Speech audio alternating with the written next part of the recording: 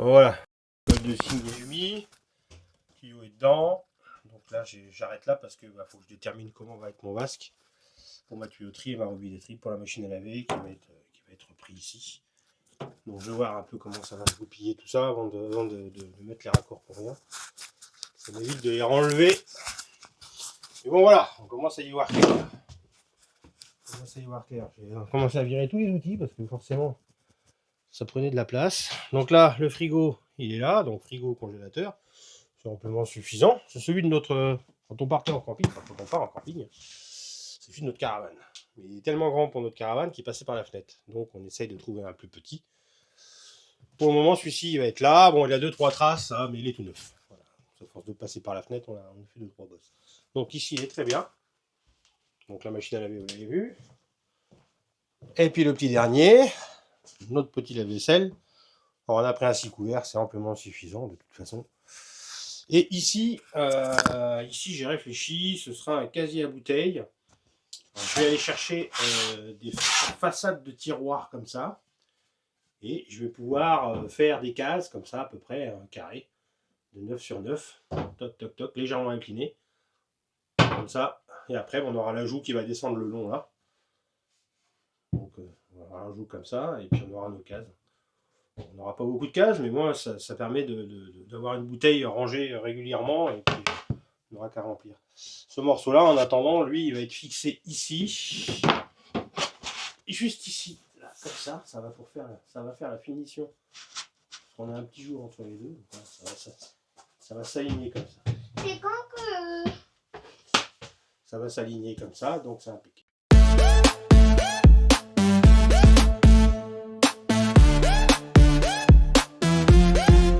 Bienvenue à bord, le bus des Baudins. Stéphanie et Cliff prêts pour le chemin. Les routes de France, comme un festin. Plein les yeux, plein le cœur, rien de mesquin. On roule dans les virages, entre les collines. Sous le soleil, les nuages dessinent. Bon, on a un créneau. J'en ai profité hier, il faisait beau. Donc aujourd'hui, je fais tomber la vitre. Donc celle-ci. Oui, celle-ci. Celle-là. Je la mets par terre et j'ai fait comme le même procédé que j'ai fait pour les autres côtés. Hein. C'est-à-dire que j'ai fait une plaque en fibre de verre. Donc je vais attendre que ça sèche. Aujourd'hui, il n'y a pas d'eau, heureusement. Il fait bon, pas trop d'humidité, donc on va profiter de coller ça.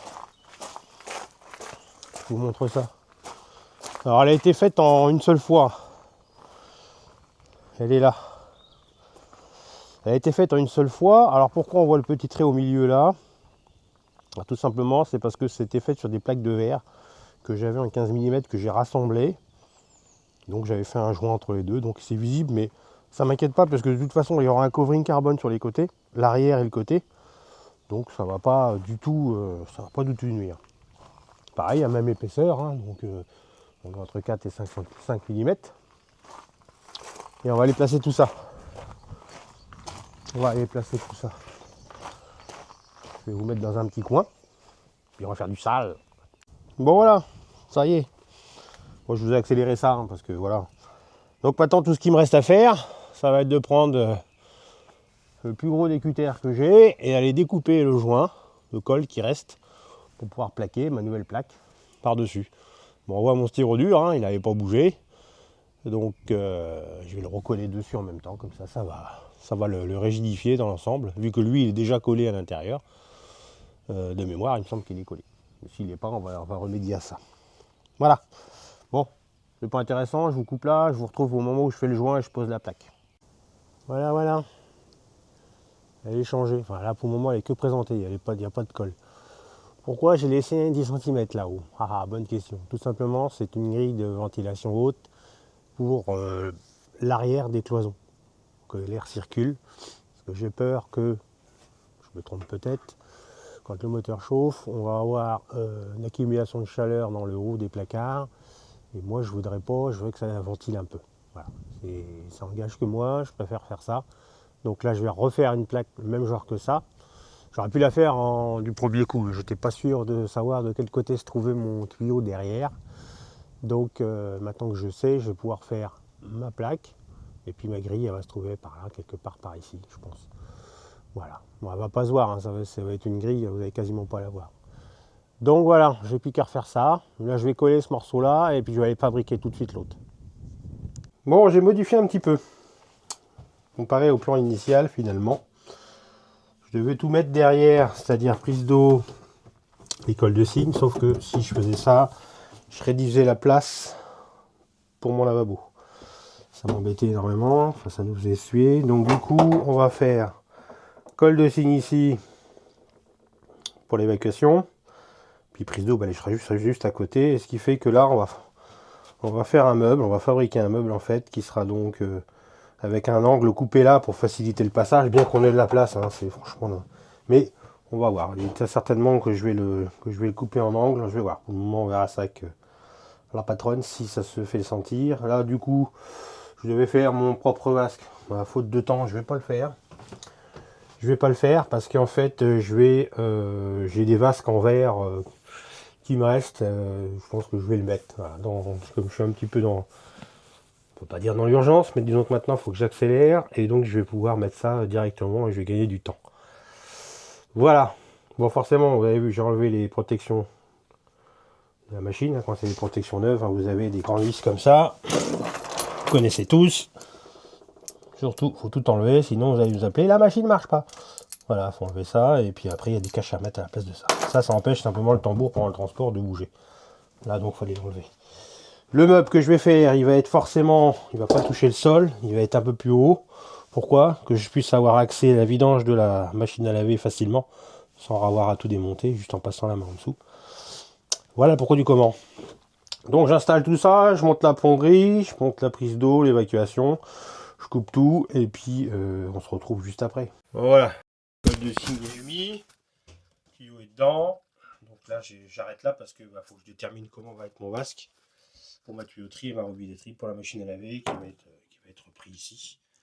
Donc je vais voir un peu comment ça va se goupiller tout ça avant de mettre les raccords pour rien. Ça m'évite de les renlever. Et bon voilà, on commence à y voir clair. J'ai commencé à virer tous les outils parce que forcément ça prenait de la place. Donc là, le frigo, il est là, donc frigo congélateur, c'est amplement suffisant. C'est celui de notre... Quand on partait en camping, enfin quand on part en camping, c'est celui de notre caravane. Mais il est tellement grand pour notre caravane qu'il passait par la fenêtre. Donc on essaye de trouver un plus petit. Pour le moment, celui-ci, il va être là. Bon, il a 2-3 traces, hein, mais il est tout neuf. Voilà. À force de passer par la fenêtre, on a fait 2-3 bosses. Donc ici, il est très bien. Donc la machine à laver, vous l'avez vu. Et puis le petit dernier, notre petit lave-vaisselle. Alors on a pris un 6 couverts, c'est amplement suffisant de toute façon. Et ici, j'ai réfléchi, ce sera un casier à bouteilles. Alors, je vais aller chercher des façades de tiroirs comme ça. Et je vais pouvoir faire des cases comme ça, à peu près un carré de 9 sur 9. Toc, toc, toc, légèrement incliné. Comme ça. Et après, on aura l'ajout qui va descendre le long là. Donc on aura un joug comme ça, et puis on aura nos cases. On n'aura pas beaucoup de cases, mais moi ça permet d'avoir une bouteille rangée régulièrement, et puis on n'aura qu'à remplir. Ce morceau-là, en attendant, lui, il va être fixé ici. Donc avec ça, je vais pouvoir faire ma finition. Alors, je ne vais pas le mettre, je ne sais pas si je le mets à ras-bord ici. J'en sais rien, je ne sais pas du tout. Je pense que la ligne avec le reste des éléments, je pense que c'est pas mal. C'est pas mal comme ça. Voilà. Bon, ça prend forme, hein. Ça prend forme. Là, la grosse étape, c'est la prochaine, c'est la table qui va aller sur son pied, au pied du fond, et comme ça, il n'y a pas de pied là, et on est tranquille. Forcément, la rallonge qui va être là aura un pied, ça c'est obligatoire. On ne peut pas faire autrement. Bon, ça c'est fait. Maintenant, je vais vous parler d'autre chose. Bon, vous vous souvenez qu'on a pris quelques vidéos l'axe de l'essieu par rapport à chaque emplacement de meuble. Donc voilà, on a sorti avec tout ça, on a réussi à sortir un plan. Donc on sait que de cet essieu-là, on est à 70 cm l'axe du canapé, et ainsi de suite. Tout a été fait comme ça, que ce soit les tables, les sièges, les tables, tout a été dimensionné. Donc bien marqué forcément le nombre de places assises. Donc passager 1, passager 2, ainsi de suite, hein, jusqu'au poste de pilotage. Donc voilà, ça c'est pour une première partie. Il faut que tout est coté. Ça c'est déjà la première base, et c'est le plus gros du travail. Vous faites un plan des soutes, pareil. Alors simplifiez les choses, hein, vous amusez pas à mettre les rétros, les clignotants et tout le Bataclan. ils savent lire un plan. Donc on va les cuves, il faut que tout soit bien marqué, hein. Puis après forcément on aura des légendes avec les couleurs, hein, qui sera fourni avec. Donc quand c'est les soutes, hein, on sait bien que de toute façon c'est les cuves, le ballon d'eau chaude, les trappes d'escalier, le moteur, compartiment moteur, les blocs et les soutes avant, ainsi que les soutes utilisées. Tout ça, ça va pouvoir nous donner des volumes. Et à partir du volume, forcément, on aura des poids à mettre pour la répartition des charges. Pareil pour le côté, hein, vous faites un plan de côté, tout simple, donc poste de pilotage, canapé. Et là, par contre, pas besoin de mettre les axes des meubles. Là, il faut faire le dimensionnement des éléments. En fait, ça leur permet de voir si vous êtes cohérent dans le plan de dessus et le plan de côté. Voilà, c'est tout. Voilà, vous avez fait côté gauche et côté droit, puis vous êtes tranquille comme ça. Donc on voit bien mon lit, on voit bien donc la hauteur de la partie haute de la penderie qui est verticale sur le côté. Donc on voit bien ici la douche, le tiroir qui est là de notre salle de bain, le frigo, ainsi de suite. Tout est dimensionné. Simple, clair, au moins c'est précis, pas besoin de faire pas de rature, rien du tout, hein, parce que sinon, forcément, ça peut vouer à l'échec votre dossier, si c'est un peu de gribouillis et si c'est pas clair, au moins c'est très clair. Alors ça c'est le côté conducteur, on a le même côté passager. Alors j'ai aucun mérite, moi, les plans c'est pour moi qui les ai faits, c'est mon fils. Voilà, ça l'occupe pendant ce temps. Allez, les amis, vous avez vu un petit peu, on a bien avancé. On a vraiment bien avancé à travers le bus, hein. On n'a pratiquement plus grand chose à faire, comme vous l'avez vu. Le sommier du lit est installé, là on vient de faire un gros coup de propre. On va avoir le sol à décaper, parce que forcément j'ai marché comme un gros crado, les chiens sont venus, au moment où je faisais de la colle, ils m'ont mis de la colle un peu partout, donc je vais avoir un gros travail de nettoyage au sol, décapage même, on va appeler ça comme ça. Les coffres des meubles ont été nettoyés, essuyés. Donc voilà, on va plus avoir trop de poussière à faire maintenant, à part la table, mais ça on va la faire à l'extérieur. Après il y aura toutes les cornières, mais ça c'est un gros travail de patience, toutes les cornières qui vont être encastrées, pas dépasser tout autour de chaque trappe, hein, pour éviter d'éclater le bord, parce que sinon on éclate tout. Voilà, ça je vais vous montrer tout à l'heure. On a fait le tour, hein. On a fait le tour. Je vous dis à bientôt. Les prochaines vidéos, pareil, on va progresser dans le montage du dossier BASP. Et puis aussi, je vais avoir une petite vidéo que je vous ai montré, c'est pour pouvoir lever le bus de 7 à 8 cm.